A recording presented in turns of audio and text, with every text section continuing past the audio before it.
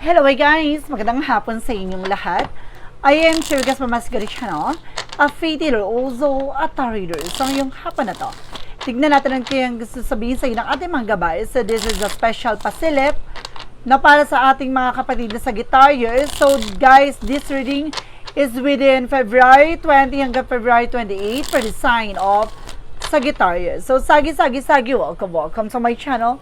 Ano kayong messages, advices, ang spirit guides ang ating masasaga for today's video? Kanino kayang energy or kaganapan sa buhay ng mga Sagittarius ang ating mahagilap? So guys, this reading is a general reading lamang, hindi lahat makaka-resonate. Kunin lamang po ang makaka-relate sa inyo and comment down below kung kaninong energy ang ating nasagot. And don't forget to like and subscribe my channel and hit ko siya pa for more videos update. Direct maraming salamat po sa mga walang sawang pag-support sa aking channel. Lalo na ang skip ng ads na way pagpalaing kayo ng Diyos at may kapal. Siksik digdig umapo na biyayang manong balik sa inyo. So let's see guys, what is the messages, advices sa iyo ng ating angel spirit for the sign of Sagittarius. So let's see and watch this.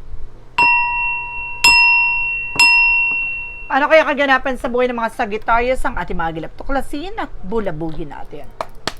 No, for a special pasilip, no, para sa ating mga kapatid na Sagittarius.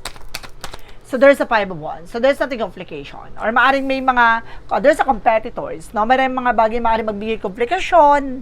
No, mayroong kumakalaban behind your back. Maraming mga inggitera, ambisyosa, pakilamera, no?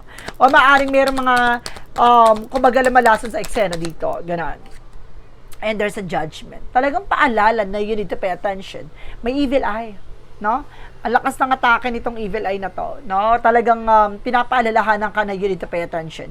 Mas maging aware ka sa mga bagay na gagawin mo. So, kung there's a Four of Pentacles na proteksyonan mo at pangalagaan mo yung grounds man, even your territory. So, kailangan mas maging maingat ka, no? Mas maging mature ka how to protect, no? How to manage yourself. No, kasi may mga bagay dito na kailangan mong pag-ingatan, no? Posisyon, sitwasyon, relasyon, no, and even your career and finances. So, maraming bagay na maaaring napapaloob dito with the Four of Pentacles. Because there's a Tower moment for immediate changes. Maraming malaking pagbabago ang maaaring mangyari sa buhay mo. I feel something na maaaring, isang bagay na maaaring gumuho or nagbago with a Star card na maaaring makaka-recover ka na this time, no? May mga nangyari from the past na hindi mo akalain na makakaraos, makakabangon ka. The Star card, something, a new beginning. The Star card, something, hope, a miracle. There's a Queen of Wands by confident. Lakas mo ang loob mo, maging matapang ka. Alisin mo yung takot at pangamba mo dito. Kailangan walang alinlangan, no, sa gusto mong gawin, magpatuloy ka. What is the 5 of Wands? Represent guys with a 7 of Cups. No, there's something confusion. Meron talaga ng gugulo sa situation at position or situations mo. Talagang mayroong inggitera, may ambisyosa. Talagang meron ditong sumisira ng eksena mo. And there's the 2 of Swords, there's something decision that you need to make. Kailangan mo magdesisyon, umalis ka daw dyan sa lugar o sitwasyon mo. Na maraming toxic daw dyan. And there's the Moon ka revelation. Na may mga bagay din na marireveal. So kaya kailangan proteksyonan mo naman yung bagay na meron ka. Kasi unti-unti daw nitong nilalaso ng eksena mo. Ibig sabihin, kumbaga kaya nakakaranas ka ng mga cancellation, no? Kaalatan, kamalasan, that because of this person. And there's the Lover, see? Konektado sa inyong love life. So, ibig sabihin talaga, no, talagang gusto nitong gumuho at masira ang inyong relasyon. No, I feel something, there's a third party. Kung hindi mo to kamag-anak, kaibigan, or kapitbahay, maaaring dating karelasyon or sumasapaw sa inyong relasyon.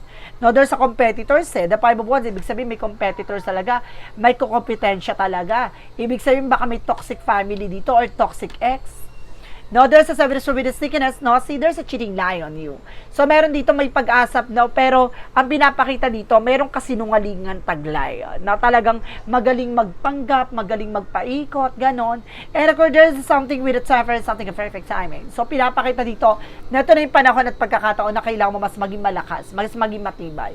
There's a 5 of Wands and the 7 of Cups, represent with the 3 of Wands, awaiting for a result, waiting for a shift. Kung may mga hinihintay ka, pay for documents, there's a possible na makuha mo na.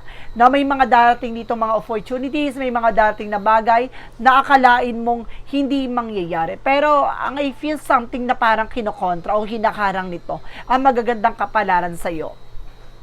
And there's a 9 of Cups. ay Nine of Pentacles, there's a potential for abundance. May potential ka para maging malago.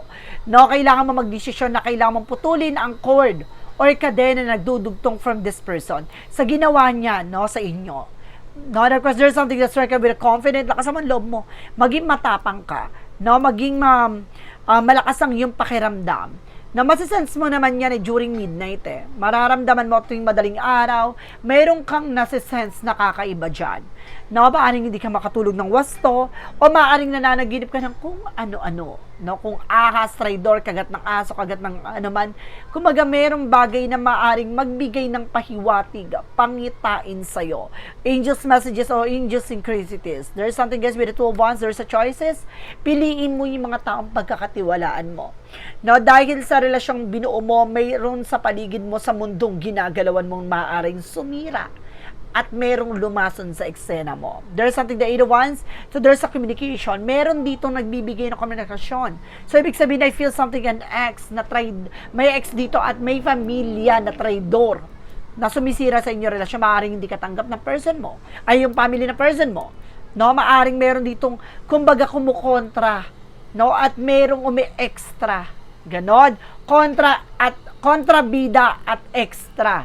No, and there's a page of wands. So there's something on news, an information na malalaman mo. Ay, ibig sabihin makakabasa ka ng phone call messages or maaaring maririnig mo or makikita mo mismo. And of course, for the outcome, there's a Ten of Pentacles, there's something for long term. So magkakaroon ka ng long-term success and long-term relationship, no? And of course, unexpected financial windfall. Pero kailangan mo umalis dyan from toxic families, no, from toxic surroundings. No, malaking bagay na nasisense ko dito na napakabigat ang negative energy dyan sa tahanan na ipinalalagian mo. No? Merong spy, no, may mata, laging nakasubaybay. No, alam ang galawan mo kahit walang nakatingin kasi gumagamit ang negative elements. There's an Ace of Pentacles. So see, ito yung malaking opportunities at malaking pera paparating sa'yo, pero laging nauudlot. Laging nakakadlangan. Bakit ganito? Bakit ganyan? Nagtataka ka na rin sa sarili mo. Kasi there's something na paalala with the divine intervention, with the judgment, na you need to pay attention. May potential ka para maging malago, malaking perang opportunity darating dito. Kailangan mo na magdesisyon na putuli ng kadena na nagdudugtong sa negatibong mundo. Diba? And of course, there's a Three of Swords. See, there's a third party. I told you so. So, mayroon talaga na iinggit at insecure sa'yo. And of course, there's the World card. Ibig sabihin na sa mundong ginagalawan nyo, na sa paligid mo lamang to, kung magkabila kayo ng mundo, magkaiba kayo ng sitwasyon, magkaiba kayo ng lugar na pinalalagian ng person mo, maaaring nasa ibang bansa ka, o nasa ibang bansa ang person mo, there's a possible na maaaring may sumisira sa relasyon nyo. There's an inside job. Kamag-anak, kaibigan to. And there's a Two of Cups. There's a partnership. See? Ibig sabihin, nakikipag-ugnayan to. There's a sneakiness. There's a cheating, lying. At nakikipag-usap talaga. No? There's a phone call, a message, a video call. And there's a Knight of Pentacles with the security. Maging secure ka sa kung ano man yung bagay na meron ka. Pag-ingatan mo. No? May suspecha, meron ka lang nasisense, but you need to pay attention. Okay? Let's see what is additional messages for finances and career, love life at kalusugan. Natumbukin na natin, tumbok sa tumbok, alamin natin at tuklasin natin yung mga bagay maaring mangyari pa behind the scenes. No, pagdating sa finances and career, love life at kalusugan mo, there's a death card. Pagdating sa finances and career mo, there's a transformation coming in. May mga bagay na maaring matapos, mawakasan, no? At may hangganan. There's something, the Sun card, there's a pure positive outcome. There's something that truth comes out and the positive comes out, no? Magiging maganda raw ang kalalabasan dito, matatapos ng mga negatibo na nangyari sa buhay mo. Pagdating sa finances, there's something, a transformation, at there's a winning moment.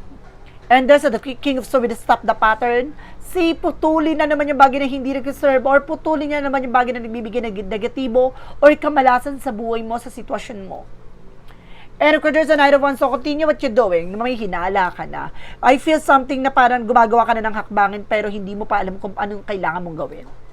And there's a Wheel of Fortune with a turning back, no? Kumbaga, imbis na swertihin ka kasi minamalas ka. But definitely, this is something, a moment na parang siswertihin ka na Wheel of Fortune. There's something na destiny is yours. Destiny to happen. There's a good luck. And of course, there's a Ace of Cups. So, punong-puno ng pag-ibig, passion, pagmamahal sa ginagawa dito. So, talagang may mga hangganan na ano man yung bagay na kanilang ginagawang perwisyo sa buhay mo.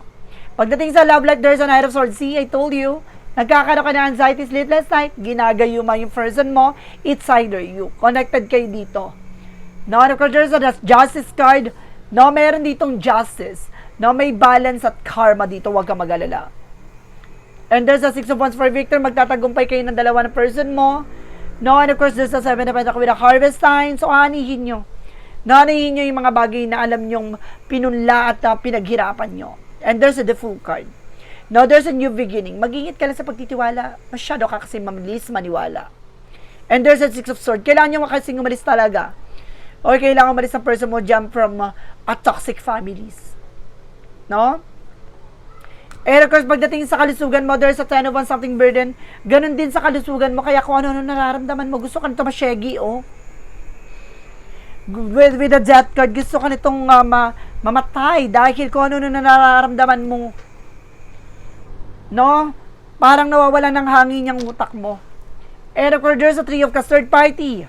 It's all about third party. I told you. So, the 3 of Cups. Now, there's a 6 of Pentacles. See? Merong about dito sa binayaran. No? At there's something balance. Kailangan mo maging balance dito. At mag-ingat ka sa pagtanggap ng pagkain, ha? Dinadaan kayo sa pagkain dito. And there's a Knight of Wands for slow and steady. Maging makinakon. Maging kalmado ka. Huwag ka masyado magtitiwala at maniniwala. There's a Knight of Swords. See? Nakita mo yan? Napaka-toxic at negative sa paligid mo. Maraming sword. Nakita mo yan na sword na parang hindi ka makakilos, hindi ka makagalaw, naka-blindfold ka. So, hindi mo alam or wala kang kamalay-malay na isa sa bagay na isa sa tao na sumasalbay sa iyo ay nasa paligid mo lamang. Or malapit lang sa iyo. 'Di ba? So, talagang ginagawa ka ng hindi maganda even sa kalusugan mo. There's an Emperor. So, kumbaga maging matured ka. No, wag ka magpapabudol dito. Ginagawa ka na eksena para magsunod-sunuran ka. No? Pagdating naman tayo with a magical prayer messages advices for you guys. Nandito na tayo sa gabay. What is the magical prayer messages advices for you? So, there's something emotional killing. So, kailangan pagdating sa emosyon, mas maging kalmado ka. Huwag ka padadala ng tensyon. And there's something, be yourself. Maging totoo ka sa sarili mo. Just being authentic with yourself. Ano ba yung kailangan mong gawin para sa sarili mo? Ano yung nararamdaman mo? Maging totoo ka dito. No, what is the yin and yang oracle card? Kung alam mo hindi ka na komportable, kailangan mo umalis dyan. No, there's an ego and pride. So, kailangan mo pakawalan yan. And there's a heart, attraction. So, talagang inggitin ka. No, talaga naglalagablab yung init at inggit dito sa'yo. Parang ang laki ata ng inggit sa'yo eh. What is the synchronicities? There's a bravery. So, kailangan maging palaban ka. No? Maging matapang ka. What is the, there's a ready. So, kailangan mo maghanda. No? Kailangan mo talaga makalis dyan. Or kailangan mong, kumbaga dumistansya. No? What is the romance for Mystic Love Oracle deck? There's a missing you, thinking of you. So, see, meron dito about sa missing you. It's either, kumbaga, inaano nito para ma-miss niya yung person na yon. No? Ayun yung nila, thinking about you. Parang iniisip, parang inaano ito, may gayuma talaga. And there's a music. No? Nakakatulong ang music for healing energy. So, what is Archangel Michael messages? Go forward fearlessly. Kailangan mo magpatuloy na walang kinakatakutan, ha? Huwag kang mangamba, no? Kailangan mo magpatuloy sa kung ano man yung bagay na alam mong tama. Huwag kang mag-alinlangan. What is a Jesus-loving quote said? Given shall be given to you. Ipagkaloob mo yung mga bagay na yan ay maaaring ibalik sa'yo at ipagkaloob din sa'yo. Given shall be forgiven. No? Given shall be given to you. So, ano man yung daw mga bagay na binibigay mo kung karapat-dapat sa'yo ipagkaloob to, ibibigay sa'yo ayon sa kalooban ng Diyos. So, guys, once again, this is something, a special pasilip within February 20 hanggang February 28 for the sign of Sagittarius. So, sagi, maraming salamat for this wonderful reading. So once again, this reading is a general reading lamang, hindi lahat makaka-resonate. Kunin lamang po ang makaka-relate sa inyo.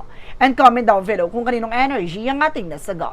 And of course, don't forget to like and subscribe my channel and hit the bell for more videos update. Daragos, maraming salamat po guys sa mga walang sawang pagsuporta sa aking channel. Lalo-lalo na ang dirigi-skip ng adsaway pagpalain kayo ng Diyos at may kapal siksik liglig nag-uumapaw na biyayang manang balik sa inyo. Maraming salamat guys and see you next video. Bye-bye and babush!